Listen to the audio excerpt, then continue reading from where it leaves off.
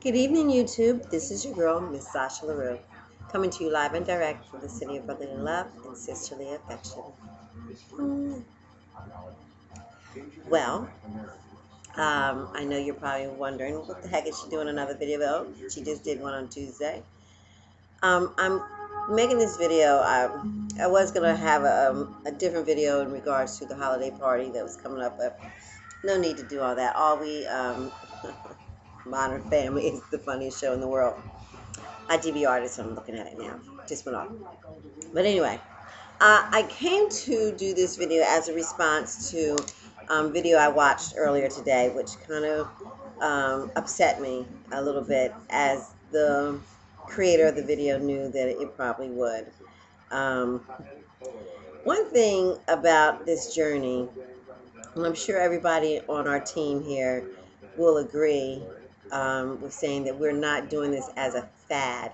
Our challenges, our different ideas to ways of tracking, um, uh, ways of just monitoring our journey, our progress, trial and error parts, things that work, things that don't. Yeah, that's right. One person comes to my mind when I say it like this. New NYC Chocolate 7777 says, rock your journey your way. Do that, people. Because what's going to work for you is going to work for you. What works for another person is going to work for the other person. We're all genetically, built differently. Sorry about the hair. I just twisted it up. It's gonna work for you. This is in response to Cecelialane's video, the lovely Cecelialane. She she went on a little rant, and as she said on her soapbox, discussing her feelings and her opinion on how her journey has went, or how she perceives the journey. Almost laughing a little bit at our efforts. I'm only assuming that it's in reference to the videos that you probably watched from me or someone, because we mentioned, the Atkins diet and the challenges, and the counting of the carbs, and or counting of the calories or whatever. Or maybe you've seen a lot of videos and this is all a combination response for your rant was. But I'm just speaking for myself, because I know that I'm part of a challenge right now that we do count our grams of carbs and keep them down to 20. I made reference to the Atkins diet, which pre-op I had tried once before, and it actually did work. Didn't stick with me because um, it really didn't teach you how to. At the time, I didn't learn how to eat. They have a book on maintenance and everything like that. I think it was, I can't remember all the phases, stages, but you get the picture. It does show you. They lay out a maintenance plan for you. It's up to you if we choose to follow it or not, or if we can hang in there and do it. Because we got the surgery, the tool, we are now equipped with a restriction that prevents us from overindulging in things that would contribute to weight gain. I like to believe and think that everybody in this circle, and I know that everyone does not look at it the way that I do and the way that the people that I network do.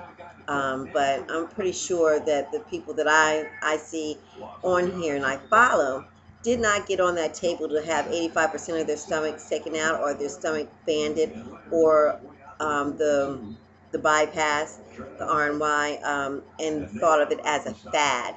And once they came into the post-op life, that they would not seek out something that worked for them. You have to find your own glitch. If it's no carbs and low carbs, then that's what you do.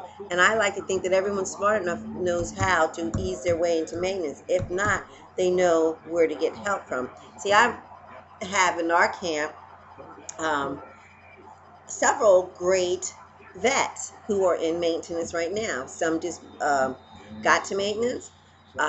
Some's been living in maintenance for a while. I can inbox either one of them right this very minute about something, and they will respond and they will help me out. You know, they're there. They're there for us. And never once would they ever tell me what I'm doing is silly or would laugh at it. That, Cecelialane, is what was disturbing to me in your video. You had a lot of great points on a lot of key issues that I agreed on. What I did not like was the condescending way of your presentation of it. It's one thing to deliver your message and give it to a person, but it's another thing when you just kind of laugh them off like, silly rabbits, they have no idea, you know, and just kind of brush it off, not brush it off, but just kind of laugh it out off. And maybe I'm sure, I would love to believe that that was not your intention, that you were just speaking your opinion like I'm doing right now. And those are the feelings that I had from it. To say that, you know, we would fail or we were using old tactics for our journey now is crazy and ludicrous, because we're sitting here post-op. We've had the operation. We know what's ahead of us and what we have to do to get there. So we're doing anything we can to get to goal. And once we get to goal, we know that we have to be thinking about maintenance every step of the way. We're grinding and we're getting to goal, and we're thinking and studying what we have to do for maintenance, because we hear it in our ear from all our vets out there who come and talk to us. And still take the time out to do a video at least every other week, or what, you know, once a week. Sometimes we got people here 72 weeks out, and they're still coming and offering their support, never coming and spanking our hands and telling us what we're doing wrong. If you think that I'm taking it a little personally, I think I might have been, but it was kind of hard not to. But I'm directing my comment right back to you, that, you know, this part of the journey is when you're supposed to work hard. It's nothing wrong with coming up with different ideas on how to stay active, to keep the heart rate up and to keep the blood flowing. Working out is kind of fun. I enjoy it. And the people that I see doing it, we're having a good time here. So don't make fun of that, because any motion, anything that's going in the right direction is a good thing. You know what I'm saying? I don't think anyone has a way, that no one has a plan here that is set up to fail. I just don't see it. I think we all got the winning lottery ticket, okay? Because the ticket was our insurance approval to go get the surgery, and that's what we did. That was a tool. Just like when you're building or fixing a car, you might need one tool to get that engine in, and that could be a wrench. Let's call this a wrench. This is my wrench, but I have my hammer, I have my nails, I have my air hose, all my other tools I got going on. Example, my diet, my exercise, my weights, my mental. All these are tools for the journey. You're pointing at one or two things that we're dealing with here. And I think it's, you know, I look to you, I used to like really think that, hey, you know, this person's got good knowledge. Yeah, she's a little rough around the edges. Maybe she might have a little whatever going on. But she's talking some good stuff. You can't come up here and say that people will fail. And I know that's, you know, that's not what you meant. That's just what came out. You know, that's what I heard, you know, and that's kind of how I felt, like, you know, like we were being silly doing the things that we're doing.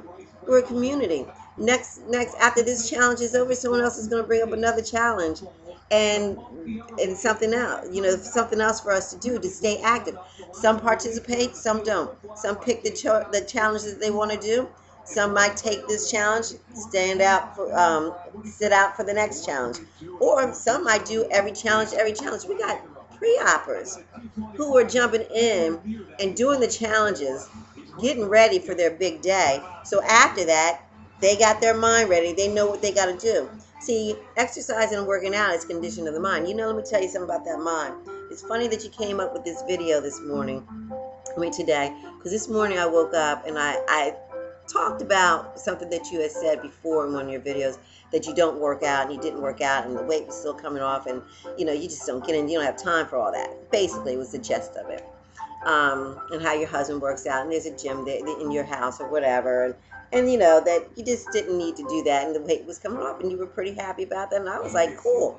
So in my mind, in the very early stages of this is when I was a pre-op, I'm thinking to myself, automatically finding a way of not having to work out, because I, didn't want to work out, normal, just like that. I'm like, I can lose the weight and not even work out. And that's true. I know I can. Okay, I know I can, because the 2-week pre-op diet that I did, I didn't necessarily work out a lot. I was saving that for now, or for after the workout, after the surgery. But I'm not a newbie to working out. I mean, I used to grind hard in the gym, sometimes twice a day, as I've said before in other videos. So, and I'm 46 years old. I've been overweight for 20 years. And yes, every diet that I ever tried, I did fail at until now, just like you. You were successful because of the tool that you got in your stomach, the restriction that you have and I have. That's going to make us the winning lottery holders. Now, what we do with that money, whatever we do with our winnings, is up to us. But one thing I would never do is go back and tell somebody the way that they're doing it is wrong, and that they're setting themselves up to fail, unless they're at the bar every night drinking and throwing back shots and glasses of wine every single night. That might be a setup for failure. Oh, my hair. So, I'm not trying to be rude. I'm not trying to be nasty. I'm just responding back to the video. Like I said again, you had some good points in there. I took away what I needed. I'm discussing what I didn't need. And, it's just a matter of opinion. And we, they're like assholes. Everyone has one. So, yeah, I just wanted to let you know that that was quite disturbing. And I don't think you understand that people are doing this as an effort to become stronger, because other people do like to work out. Just because you may not doesn't mean it doesn't mean that it's going to hurt, because other people do. Or if you carbs, matter of fact, are not good for me. We got trigger foods. You know what I mean? Trigger foods start things happening. So if I reduce my carbs down to 20 a day to lose the weight, I'm sure, and now I can do it much better, because I don't crave carbs anymore like I used to when I was pre-op. I don't crave them like I used to. Now I don't. I can eat scrambled eggs and bacon and cheese without having to have toast and jelly or grits and or hash browns. I can have that by itself. We all know, what carbohydrates do, especially the bad ones. I choose to do it that way. That's what I choose to do. So, and the very, very wise words of NYC Chocolate 7777, rock your journey your way, and let me rock mine. This message has been brought to you by American Choice Water. Mwah. See you guys later. Be positive. Bye.